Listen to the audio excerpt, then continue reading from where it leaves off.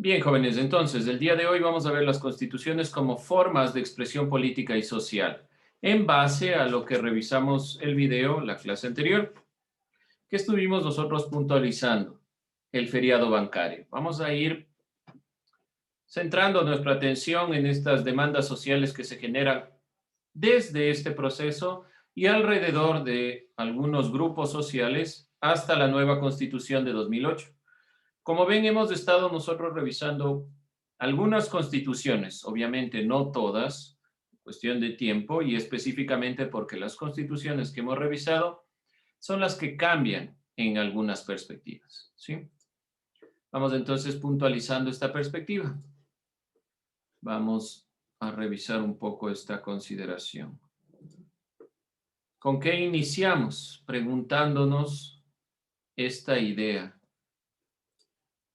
¿Qué era la Constitución? ¿Cómo podemos definir Constitución? ¿Qué es la Constitución?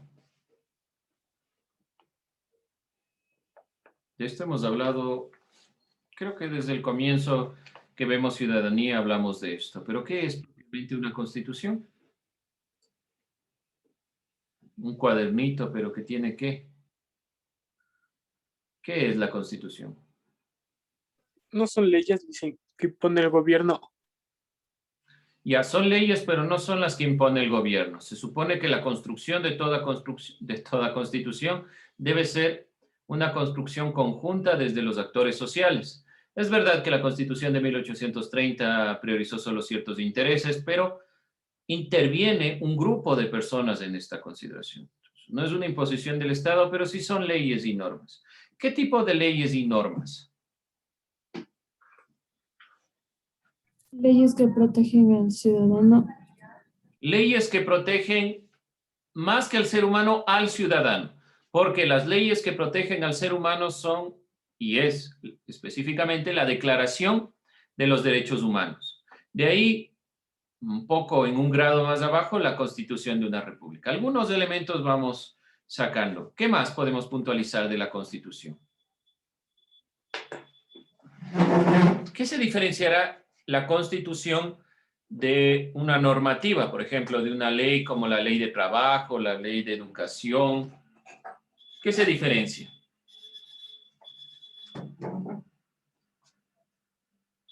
¿Qué diferencia habrá? ¿O es lo mismo la Constitución que la ley de trabajo? O cualquier ley que ustedes quieran puntualizar. ¿Cuál será su diferencia?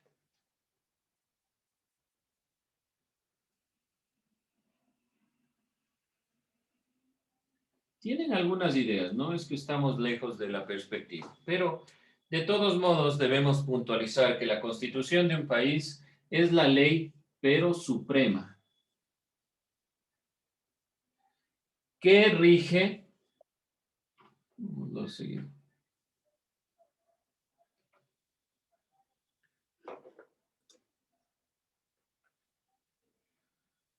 que rige a una sociedad.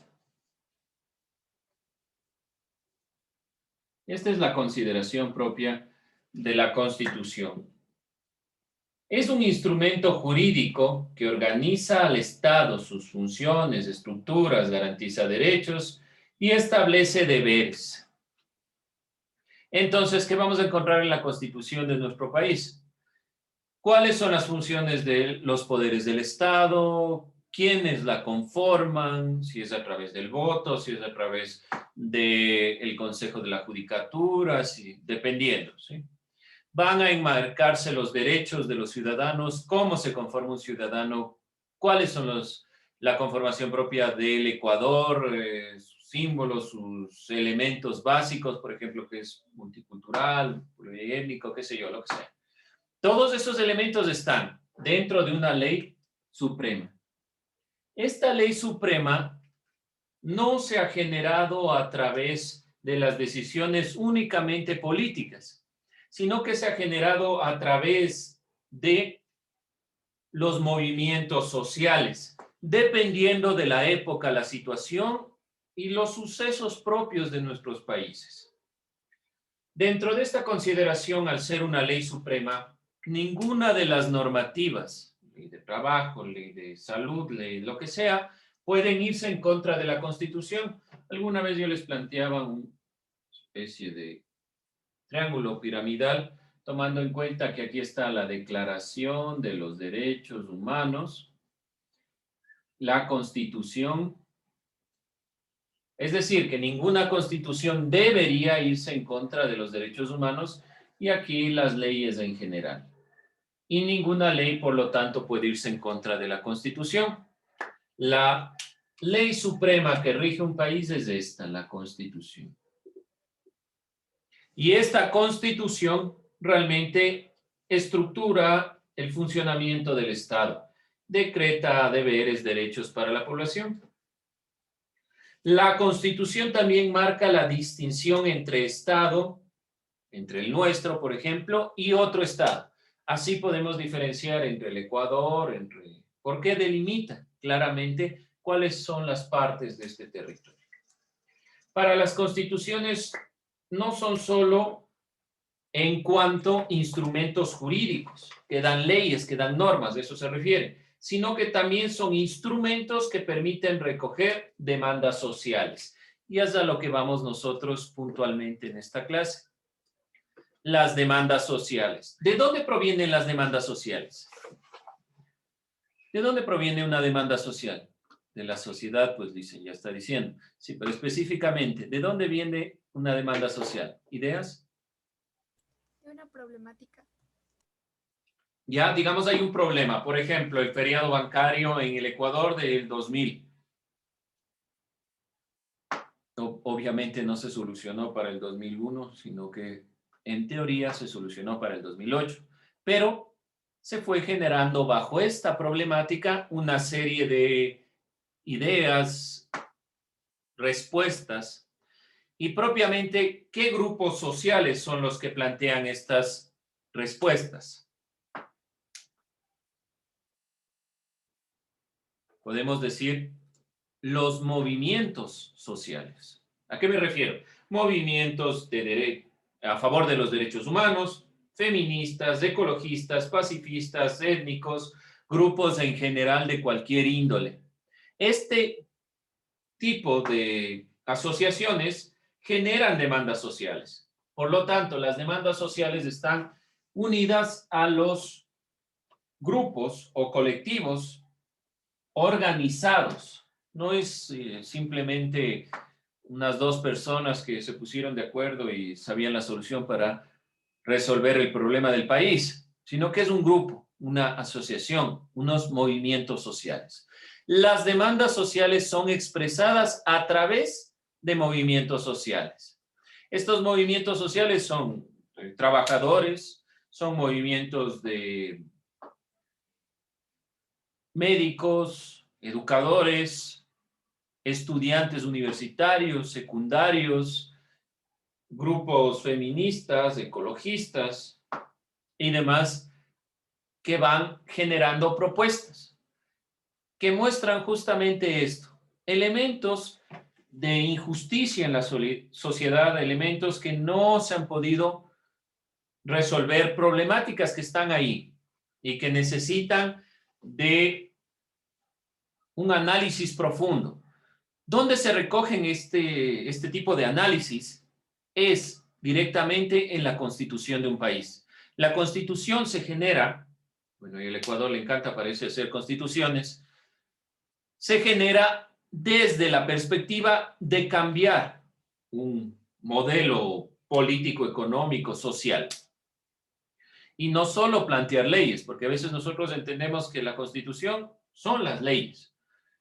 Pero no es solo eso. Se recogen elementos de los colectivos sociales. Reconocer los derechos de los pueblos, reconocer la realidad en la cual coexiste el Ecuador. Por ejemplo, eliminar normas como la que se presentó en 1994, que priorizaba a los bancos, generar una agencia que realmente responda a los depositantes y no a los bancos, fue una de las preocupaciones principales de los movimientos sociales que impulsaron la campaña de Rafael Correa. Todo este movimiento social es el que ha generado muchos de los cambios. Los movimientos sociales a nivel mundial cobran fuerza a partir de los años 80 del siglo pasado. ¿Por qué razón específicamente? Años 80 comienza a darse todo el problema en América Latina, en el mundo. Para el 82 caímos en una recesión económica impulsada por el cobro de los intereses de la deuda externa. El Ecuador y América Latina entró en crisis.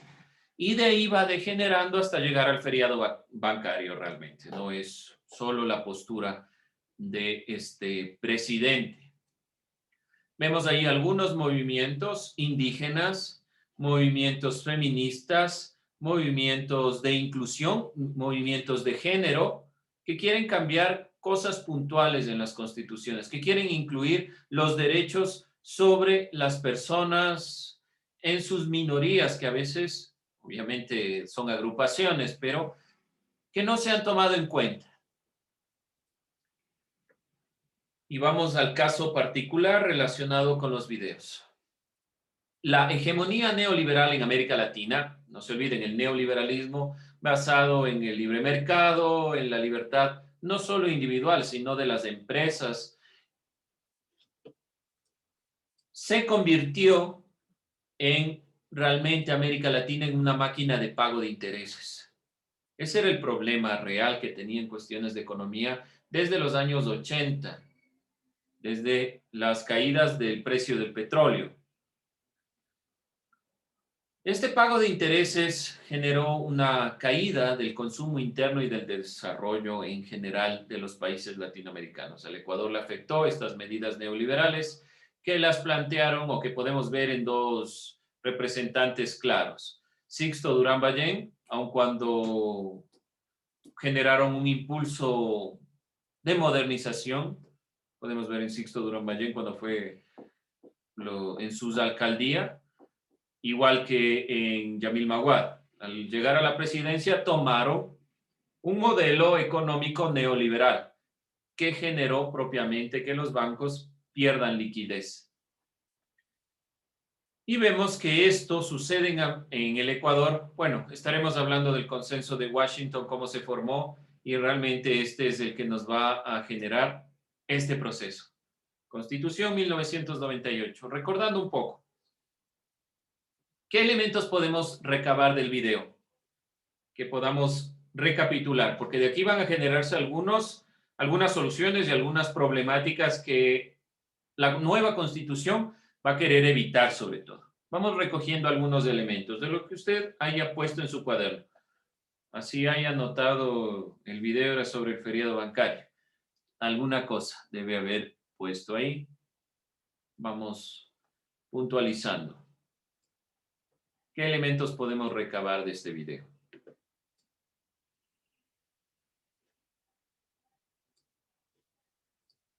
Bruce. Eso, despierte y cuénteme qué elementos del video usted sacó.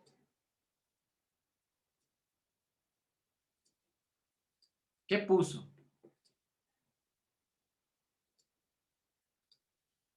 Apaguen sus cámaras a quienes no les veo. ¿Perdón? Esperemos un ratito, Alicia. No anote tanto, pues cuando anota bastante después no encuentra todo lo que quiere decir. Vamos visualizando. ¿Qué pusieron? Juan. ¿Qué pusieron sobre el feriado bancario? ¿Qué anotaron de los videos? A ver. A mí me dijo, Alicia, Sí, vamos, Juan. que se cerraron los bancos por 5 días, que se devalúa el sucre en un 15%, y ¿qué más? Y que se da la primera ola migratoria en el país, y que se da la dolarización en el 9 de enero de 2000. Gracias, Juan. Algunos elementos a puntualizar.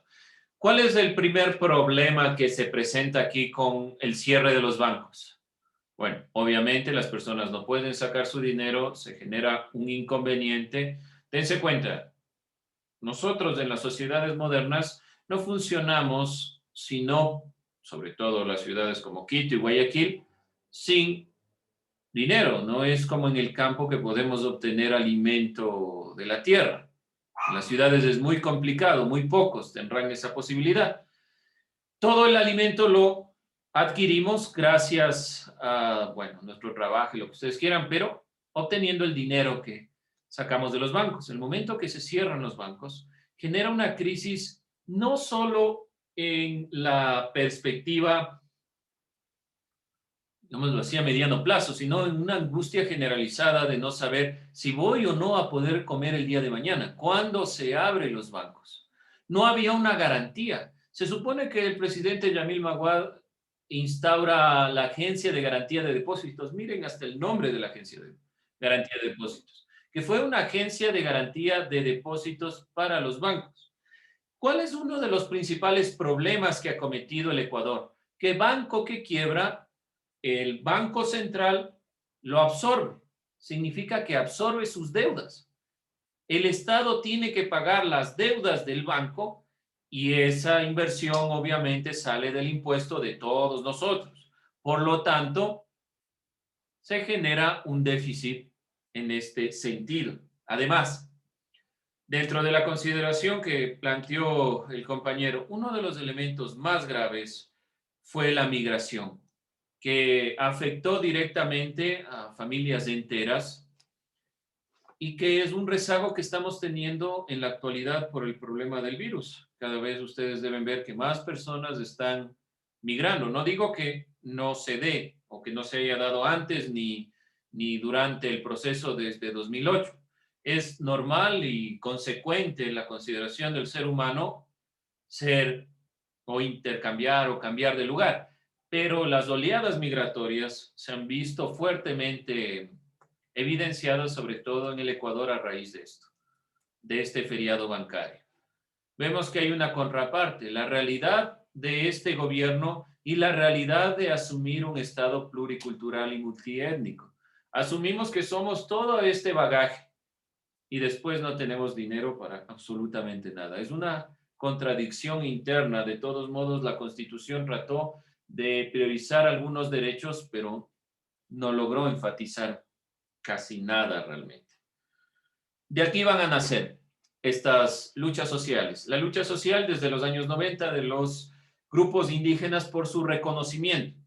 Posteriormente a la Constitución del 78 no será un reconocimiento solo de los pueblos y nacionalidades, sino será incluirles dentro del proceso propio de la toma de decisiones. Cambio importante de la Constitución de 1998. La inclusión de, creo yo, la educación gratuita ha sido uno de los elementos más importantes, aun cuando vemos que está teniendo algunos déficits, sobre todo ¿por qué razón? Por la situación del coronavirus. Vemos que hay algunas necesidades ya en cuestiones de educación que necesitan cambio. Por lo tanto, la nueva presidencia, aun cuando no va a cambiar la Constitución de 2008, sí necesitará implementar políticas públicas en base a las necesidades de los grupos sociales. Entonces, estos grupos sociales, estos movimientos sociales, plantean propuestas que a veces se instauran en la Constitución y que a veces son reformas a leyes, normas que necesitan realmente cambio. Una Constitución no puede ser reformada sin el referéndum. Por ejemplo, sucedió en el gobierno de Rafael Correa que quería cambiarse lo que se puso por ellos mismos, esto de la reelección indefinida. Se cambió la Constitución para que no exista un gobierno como el que sucedió con el presidente José María Velasco Ibarra, que fue, además de ser 5 veces presidente de la República, al final de su 5ª presidencia se nombró dictador. Por lo tanto, para no llegar a eso, el Ecuador planteó que el presidente solo se pueda reelegir por una vez. quienes plantearon esta perspectiva desde los movimientos sociales quisieron cambiar la Constitución. Gracias al referéndum, como no es sencillo cambiar una Constitución, no se logró este sentido, porque había una gran cantidad de personas en contra de esta postura. Bien, vemos estos elementos que son propios de la perspectiva del feriado bancario. Un grupo de personas no solo protestando a través de la lucha social, sino realmente indignados, como veíamos en el video, cómo es posible que un banco cierre cuando la gente necesita dinero para subsistir. Y después es aún peor, porque se generan recortes al presupuesto de educación, salud y demás elementos. Además del problema económico, las personas al entrar a la dolarización se devalúa su moneda y encima más no hay inversión en cuestiones públicas. ¿Cómo ingresó la visión de este gobierno, el proyecto de la Revolución Ciudadana? Ingresó con esta perspectiva, tratando de solucionar un inconveniente, la no implementación de recursos para políticas públicas ligadas principalmente a educación, salud, transporte, que son las que más se vio en el gobierno de Rafael Correa. De ahí que hayan funcionado, de que muchas escuelas estén vacías, cayéndose, qué sé yo, ya es otro tema. De todos modos, ¿de dónde nace el proyecto de la Revolución Ciudadana? Nace de los sucesos principales de los anteriores presidentes, del feriado bancario, de lo sucedido con Lucio Gutiérrez, que tuvo que huir. Dentro de este contexto nace la Revolución Ciudadana. Por lo tanto, no nace directamente de Rafael Correa, ni que el correísmo se planteó aquí. Nace de la lucha social, de las demandas sociales y de las necesidades de los pueblos, de generar un cambio donde realmente la sociedad pueda identificarse y pueda vivir de una forma pacífica y un poco más estable. Sabemos muy bien, ahí vemos algunos elementos. Para 2007, Correa asume la presidencia. Para 2008 hay una nueva constitución. El 2009 la reelección es del 52%. Hay un afianzamiento de la propuesta y realmente la gente estaba muy de acuerdo con esta perspectiva. Y se generan para 2010 los principales o primeros inconvenientes. Se da el 30 de septiembre, la revuelta de la policía, el ejército, todos estos elementos. Para 2011, un referéndum de cambio de normas que regula la prensa. Se va coartando la libertad de expresión. Entonces se dan algunos inconvenientes. Hasta 2009 podíamos decir que el proyecto era uno solo y posteriormente esta revolución ciudadana comenzó a generarse en una ola de corrupción que todavía hasta la actualidad tenemos rezagos. ¿Alguna duda, alguna inquietud hasta ahí? La siguiente clase comenzaremos desde este punto de la Revolución Ciudadana, tomando en cuenta algunos elementos, tratando de puntualizar. Como ustedes se dan cuenta, no pongo siempre consideraciones en contra ni consideraciones a favor. No voy a estar a favor ni de un partido ni de otro partido en estas clases. La idea es que generen reflexión. Ustedes pueden decir, profe, no, pero todo fue bonito. Puede ser. O no, profe, todo fue feo. Puede ser, pero no creo que no sea ni de un lado ni del otro. Siempre hay que ser críticos y también coherentes con los avances que se tuvo. La Constitución del 98 tuvo muchos avances en cuestión de derechos. Ahora que se haya dado toda esta consideración del feriado bancario, debe evaluarse. Lo mismo que sucedió dentro de la Revolución Ciudadana. Muchos avances, sobre todo en la posibilidad de tener acceso desde las clases más bajas, ha sido uno de las grandes políticas. Tratar de romper la brecha entre ricos y pobres. ¿Por qué razón? Porque el modelo de la Revolución Ciudadana entra con un nuevo modelo político y económico, basado principalmente en esta perspectiva del socialismo del siglo XXI, que es un socialismo pero democrático, que no elimina el capitalismo, sino que prioriza las necesidades de los más pobres, eliminando la brecha entre las clases sociales. Y tratar de instaurar la redistribución como perspectiva fundamental. Desde la diapositiva que vimos comienzo la otra clase, así que no se preocupen. Si no hay dudas, preguntas, comentarios. ¿Algún comentario? Bien, jóvenes, vamos a cerrar esta clase ahí.